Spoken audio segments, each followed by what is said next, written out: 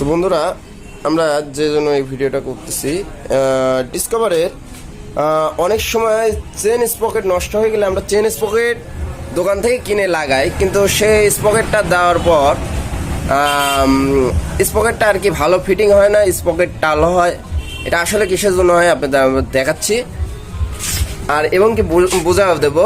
দেখুন, এই স্পকেটটা টালের কারণে কিছু দাঁত ভালো আছে, কিছু দাঁত ভেঙে ভেঙে গেছে। তো এটারই আমি বিষয়টা আপনাদের বুঝিয়ে দেবো। তো আমরা স্পকেটটাকে খুলে ফেলেছি। এখন দেখুন,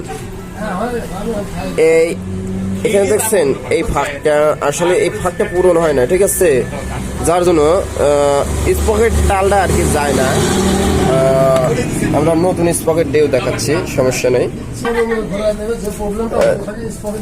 দেখুন, আপনারা দেখুন যে নতুন স্পকেটেও সেইভাবে আর কি মানে আর কি ফিটটা হচ্ছে না।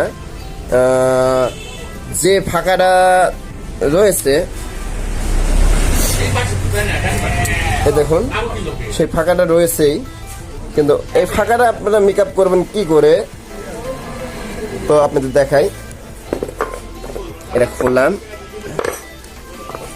এই দেখুন এর সাইডে আর কি গ্রুপ আছে। হ্যাঁ, সেই গ্রুপটাকে আমাদের এই স্পকেটের সমানে আর কি সেটা করে নিতে হবে।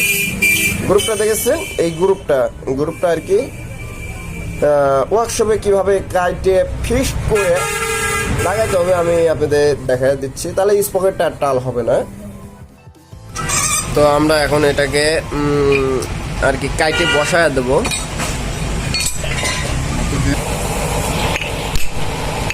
তো টালটা ফিক্সড করে নেওয়া উচিত, তাই টালটা সে ফিক্সড করে নিচ্ছে।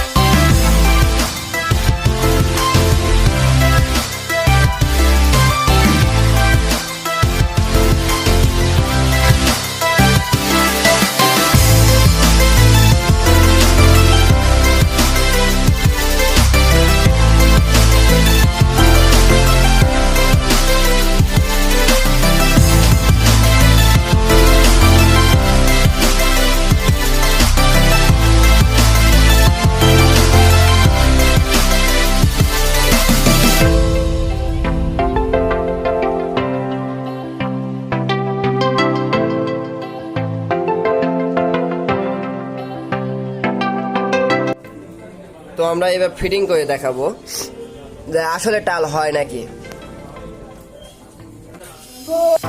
নাটগুলোকে টাইট দিই, এখানে একবারে চাপে গেছে, ঠিক আছে, এখানে আর কোনো ফাঁকা নাই। আসলে ফাঁকাটা ঢাকার কারণে মূলত এই স্পকেটটা আর কি টাল হতো। ও ভয় ঘুরছে, কোনো টাল নাই, কোনো টাল নাই, তাহলে সেন আর আপ ডাউন করবে না।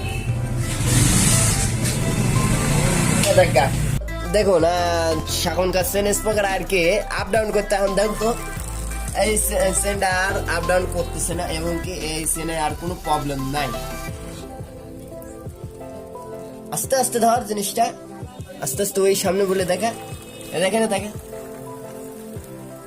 এখন স্মুথ। কিন্তু এই চেনটা এইরকম খালি আপ ডাউন করতো, ঠিক আছে। চেন স্পকেটটা তাড়াতাড়ি খায় গেছে, এবং কি চেন স্পকেটটা ওভাবে আর কি টিকতো না। যেখানে যাওয়ার কথা 15,000 কিলো, সেখানে 5,000 কিলো গেলেই শেষ। ওকে।